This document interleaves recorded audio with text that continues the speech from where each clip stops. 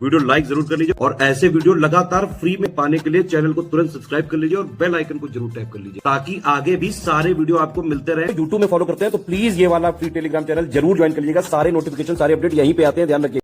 साथियों, बजट 2024 की घोषणा हो चुकी है। आज के इस वीडियो में हम बात करेंगे बजट की इंपॉर्टेंट हाइलाइट्स की। तो जल्दी से इस हाइलाइट्स को आप देख लीजिए, इससे आपको एक प्रॉपर आइडिया मिलेगा। बाकी इसका जो है ब्रॉड वीडियो तो आएगा ही, तो इस हाइलाइट को देख करके आपको ये पता चल जाएगा कि बजट की मोटी मोटी बातें क्या हैं। ठीक है, वीडियो जो है ये इंग्लिश में रहेगा, लेकिन मैं एक्सप्लेन इसको हिंदी में करूंगा, तो हिंदी इंग्लिश मत करना ज़्यादा। बहुत सारे लोग कमेंट करते हैं सर थोड़ा बाइलिंगुअल कर दो, बाइलिंगुअल कर दो। ठीक है यार, लियो बाइलिंगुअल कर दिया। ठीक है, चलो देखो जाके। नमस्कार साथियों, आज हम बात करेंगे अंतरिम बजट 2024 की और इस बेसिकली इसकी जो हाइलाइट्स हैं उनको हम देखेंगे। अब जो भी एग्जाम होंगे, चाहे पीसीएस 2024 का है या बीओ 2024 का है, आरओ तो होने वाला है, खैर उसमें तो इससे नहीं आएगा, बट पीसीएस 2024 हो गया या आरओ 2024 हो गया, वहाँ से यहाँ पर क्वेश्चन आने की संभावना बहुत ज़्यादा है। चलिए इसकी इंपॉर्टेंट हाइलाइट्स को देख लेते हैं। ये है हमारी वित्त मंत्री जी श्रीमती निर्मला सीतारमण, इनके हाथ में जो रेड बैग है यही बजट है, बेसिकली इसी में रखा जाता है बजट। चलिए इसकी इंपॉर्टेंट हाइलाइट्स जो है हम देख लेते हैं। ठीक है, काफ़ी इंपॉर्टेंट रहेगा ये डेटा, इसको देख लीजिए। देखिए फर्स्ट पॉइंट है, finance minister said that the government pulled 25 crore people out of poverty. यानी भारत सरकार का कहना है कि हमने 25 करोड़ लोगों को पॉवर्टी से बाहर कर लिया है लास्ट 10 ईयर में। ध्यान रखना, 10 साल में हमने 25 करोड़ लोगों को गरीबी रेखा से बाहर कर लिया है, बेसिकली गरीबी से उनको दूर कर दिया है, ऐसा कहना है उनका। ठीक है और वो ये भी बता रही हैं कि she noted that government provided free food for 80 crore people, मतलब 80 crore people through the various schemes. उनका ये भी कहना है कि सरकार जो है वो 80 करोड़ लोगों को फ्री में राशन दे रही है। ठीक, तो दो चीज़ें हैं यहाँ पे, हमने पिछले 10 साल में 25 करोड़ लोगों को गरीबी रेखा से बाहर कर लिया है। इस डेटा को याद रखना, सीधे सीधे एग्जाम में आ सकता है कि हमने पिछले 10 सालों में कितने करोड़ लोगों को गरीबी रेखा से बाहर कर लिया है। आप आंसर करोगे इसका 25 करोड़, याद रखना। ठीक है, और आज के समय में 80 करोड़ लोगों को जो है हम जो है फ्री फूड दे रहे हैं। ठीक है, अगला जो उन्होंने घोषणा की है वो ये कि direct benefit transfer of 34 lakh crore through PM Jan Dhan योजना। यानी जो सब्सिडी आती है ना, अब क्या होता है, सब्सिडी डायरेक्ट अकाउंट में आती है, तो जो सब्सिडी है उनका जो अमाउंट है वो है 34 लाख करोड़, यानी 34 लाख करोड़ रुपया जनधन अकाउंट में ट्रांसफर किया गया है डीबीटी के अंतर्गत, यानी डायरेक्ट बेनिफिशियरी ट्रांसफर के अंतर्गत। ध्यान रखना। ठीक है, तो सब्सिडी जो है इतनी जा रही है, 34 लाख करोड़ रुपए की सब्सिडी सरकार दे चुकी है सीधे सीधे जनधन अकाउंट में। और देखते हैं, the PM Vishwakarma Yojana scheme provide end to end support to artisan. The government provided credit assistant to 78 lakh street vendor under the PM Svanidhi scheme. 30 crore Mudra Yojana loans distributed to women entrepreneur. यानी 78 लाख स्ट्रीट वेंडर को जो है हमने लोन दिया है पीएम विश्वकर्मा योजना के अंतर्गत, जो है आर्टिसन को हमने लोन दिया है, और मुद्रा योजना लोन हमने प्रोवाइड किए हैं वीमेन एंटरप्रेन्योर के लिए, यानी जो हमारी महिला जो बिजनेसमैन हैं उनको भी हम लोन दे रहे हैं। 30 करोड़ मुद्रा लोन अब तक सरकार दे चुकी है वीमेन एंटरप्रेन्योर को। ठीक है, ऐसा सरकार का कहना है। आगे देखिए, अगली बात बता रहे हैं, up skilling and the re skilling was a focus for the government and over 1.4 crore youth were trained under the skill India mission. 43 crore loan sanction under the PM Mudra Yojana. The government will also explain that Lakhpati Didi scheme to empower rural women and the boost the rural economy. यानी इसका मतलब ये है कि सरकार का जो है ये फोकस है इस बात पे कि हमें लोगों को स्किल देना है। बेसिकली स्किल मतलब कुछ ऐसा जिससे वो हाथ के कारीगर बन जाए, मतलब कोई ऐसी हाथ की कारीगरी सीख ले, और उनकी जो स्किल है उसको बढ़ाने पे गवर्नमेंट का फोकस है। और इसके लिए सरकार का कहना है कि हमने 1.4 करोड़ यूथ को ट्रेंड किया है स्किल इंडिया मिशन के अंतर्गत, और 43 करोड़ लोन हमने सैंक्शन किए हैं पीएम मुद्रा के अंतर्गत, यानी 43 करोड़ लोन सैंक्शन किए गए हैं पीएम मुद्रा के अंतर्गत। और लखपति दीदी जो स्कीम है, ये जो स्कीम आप देख रहे हैं, ये जो गांव में रहने वाली महिलाएं हैं उनको एम्पावर करने का काम कर रही है, और जो ग्रामीण अर्थव्यवस्था है उसको बढ़ाने का काम कर रही है, ऐसा भारत सरकार का कहना है। आगे देखिए, the government highlighted the role of the Indian middle east Europe economic corridor can play in world trade. Government of India ने यह भी हाईलाइट किया है कि जो हमारा रोल है India middle east Europe economic corridor का, जैसे अब भारत सरकार क्या कर रही है इंडिया को मिडिल ईस्ट और यूरोप से जोड़ते हुए बेसिकली एक कॉरिडोर बना रही है, एक रास्ता बना रही है जो कि इंपॉर्टेंट रोल प्ले करेगा वर्ल्ड इकोनॉमी में। इसके लिए सरकार ने स्पेशली इसको हाईलाइट किया है। ठीक है, और क्या कह रही है गवर्नमेंट, और कह रही है the government will pay more attention to developing the east to fuel India growth. यानी सरकार का कहना है कि सरकार जो है बहुत ज़्यादा ध्यान देगी east to fuel India growth के लिए। मतलब ये जो है हम अपना जो फ्यूल है उसको डेवलप करने का काम बेसिकली करेंगे। ठीक है, इसकी मैं मतलब एक तरीके से योजना इसके लिए बनाएंगे कि किस तरीके से हम जो है जो हमारे फ्यूल है उसको किस तरीके से डेवलप कर सकें। आगे inflation has moderated and is with in the target band 2% to 6%। Inflation मतलब महंगाई जो है, महंगाई दर जो है ये जो है मॉडरेट है, ना बहुत ज़्यादा हाई है ना बहुत ज़्यादा लो है। 2% to 6% ये रहने वाली है। इस तरीके का टारगेट जो है हमने बनाया है गवर्नमेंट ऑफ इंडिया ने। Economic growth has picked up and the average real income of people increased by 50%। सरकार का कहना है कि इकोनॉमिक ग्रोथ हो रही है देश में और लोगों की जो औसत आय है ये 50% बढ़ गई है। यानी लोगों की औसत आय में बढ़ोतरी हुई है, ऐसा सरकार का मानना है। आप लोगों के विचार इससे अलग हो सकते हैं, आप लोगों की थिंकिंग इससे अलग हो सकती है। आपको क्या लगता है कि सरकार जो दावा कर रही है कि लोगों की एवरेज इनकम बढ़ी है, आपको ऐसा लगता है कि नहीं? आपकी बढ़ी कि नहीं, मेरे को जरूर कमेंट करके बताना। आगे देखो, the government will subsidize the construction of 30 million affordable house in rural areas. सरकार 30 लाख जो है, मतलब 30 लाख नहीं सॉरी 30 मिलियन, 30 मिलियन का मतलब हो गया 1 मिलियन में हो गए 10 लाख, यानी ये 3 करोड़ हो गए। 3 करोड़ अफोर्डेबल हाउस बनाए जाएंगे गांव के क्षेत्र में और इसके लिए सरकार जो है क्या करेगी, सब्सिडी देगी इनको बनाने में, जिससे लोगों को पक्का घर मिल सके। आगे देखो, आगे गवर्नमेंट ऑफ इंडिया कह रही है the central will encourage cervical cancer vaccination and combine maternal and child health care schemes into one comprehensive program. यानी जो सर्विकल कैंसर वैक्सीनेशन प्रोग्राम है और combine maternal and child health care जो program है, इनको मर्ज कर दिया जाएगा आपस में और इनको एक प्रोग्राम बना दिया जाएगा। ठीक है, कैंसर आज के समय में एक गंभीर समस्या बन के उभरी है। आप देखेंगे पहले कैंसर के इतने केस नहीं आते थे, बट अब कुछ ज़्यादा ही केस आ रहे हैं। आगे देखो, the Ayushman Bharat scheme will be expand to all ASHA workers, Anganwadi worker and helpers. Ayushman Bharat scheme को और बढ़ाएंगे, आशा वर्कर तक पहुंचाएंगे, आंगनवाड़ी तक पहुंचाएंगे और जो हेल्पर्स ग्रुप हैं इंडिया में उन तक पहुंचाने का काम करेंगे।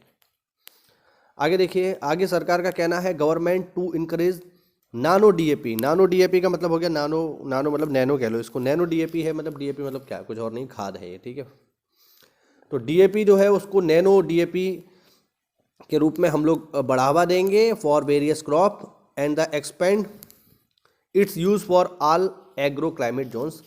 यानी बेसिकली सरकार का कहना है कि नैनो जो डीएपी है, जो नैनो खाद है, उसको हम बढ़ाएंगे पूरे देश में।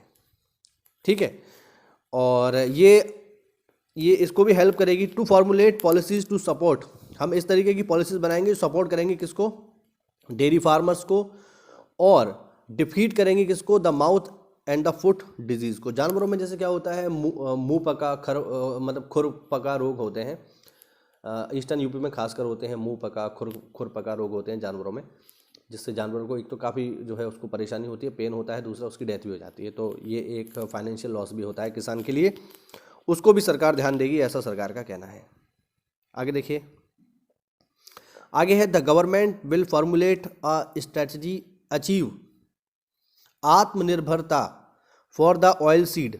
This will cover research for high yielding varieties, procurement, value addition and crop insurance. सरकार क्या कर रही है, सरकार एक योजना बना रही है आत्मनिर्भरता की। ठीक है, आत्मनिर्भरता योजना में हम किस पर ध्यान देंगे, ऑयल सीड पर ध्यान देंगे। ऑयल सीड का मतलब हिंदी में हो गया तिलहन फसलें, तेल देने वाली फसलों पर हम ध्यान देंगे। इसमें क्या क्या कवर होगा, इसमें कवर होगी रिसर्च, यानी इसमें किस तरीके से बेहतरीन रिसर्च करके अच्छी जो है क्वालिटी के बीज हमें मिले, इस पर ध्यान देंगे। इसके अलावा इनकी वैरायटीज़ को बढ़ाएंगे और वैल्यू एडिशन पर ध्यान देंगे और क्रॉप का इंश्योरेंस भी करेंगे। आत्मनिर्भरता स्कीम जो चलेगी ये काम करेगी किसके लिए? ऑयल सीड के लिए, ठीक है, इनके एडवांसमेंट के लिए ध्यान रखना। आगे देखो, आगे है अ न्यू डिपार्टमेंट मत्स्य संपदा।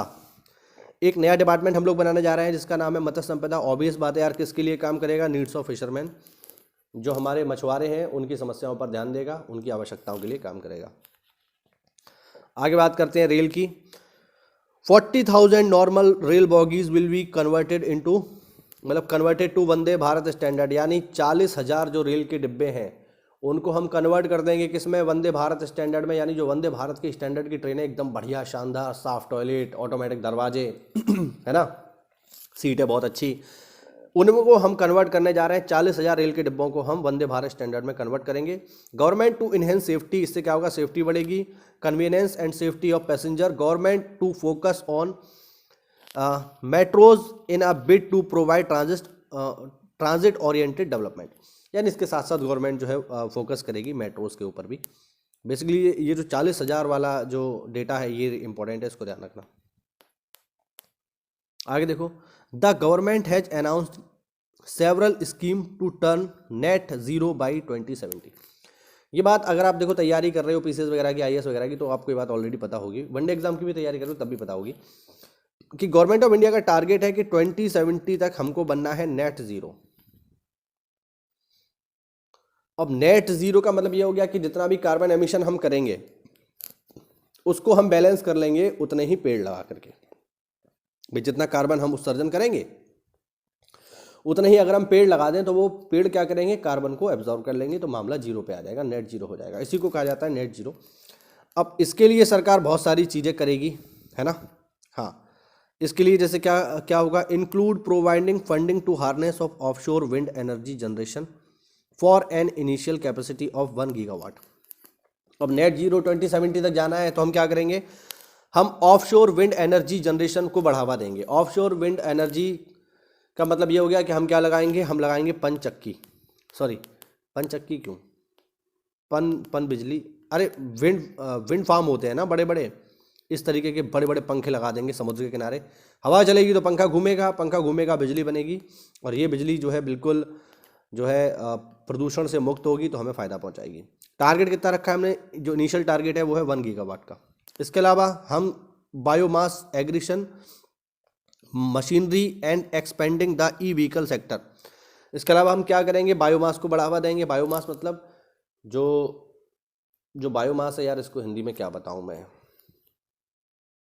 बायोमास को यार बायोमास ही कहते हैं, इसकी हिंदी मुझे भी नहीं पता। तो बायोमास को जो है हम यहाँ पे देखेंगे उसकी मशीनरी को, और एक्सपेंड करेंगे ई व्हीकल सेक्टर को, यानी जो इलेक्ट्रिक व्हीकल सेक्टर है उसको बढ़ावा देंगे, है ना। अब तो खैर काफ़ी बढ़िया चल रहा है, ई व्हीकल सेक्टर काफ़ी तेज़ी से बढ़ रहा है ना। तो ये है ना। इसको बढ़ावा कैसे देंगे? By more manufacturing and charging infrastructure. अब इसमें से देखिए सबसे बड़ी प्रॉब्लम यही होती है कि जो हमारे ई व्हीकल होते हैं इनमें चार्जिंग की प्रॉब्लम है ना। हर जगह एक तो इनकी चार्जिंग नहीं होती, तो सरकार जो है इस पर भी ध्यान देगी कि इनकी मैन्युफैक्चरिंग तो हो ही ज़्यादा से ज़्यादा, इसके अलावा चार्जिंग पोर्ट भी इनके बढ़े। आगे देखो,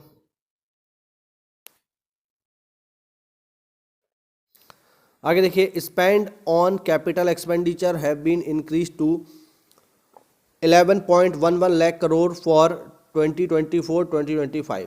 The government will continue on path of fiscal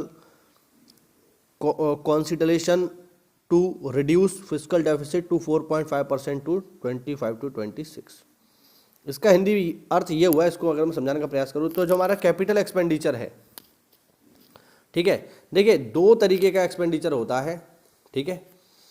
अब ये तो खैर मतलब ये तो बजट की खैर बहुत गहरी बात हो जाएगी। फिलहाल चलिए इसको आसान भाषा में आपको समझाता हूँ। इसका मतलब ये हो गया कि जो हम कैपिटल एक्सपेंडिचर कर रहे हैं, कैपिटल एक्सपेंडिचर का मतलब ये हो गया कि ऐसी जगह जहाँ से हमें पैसा वापस मिल जाएगा, ऐसा खर्चा जिसको करने के बाद कुछ समय बाद वहाँ से हमें पैसा वापस मिलना शुरू हो जाएगा। जैसे मान लो हमने मेट्रो बना दी, अब मेट्रो बनाने में जो खर्चा होगा उसको कहा जाएगा कैपिटल एक्सपेंडिचर। क्यों?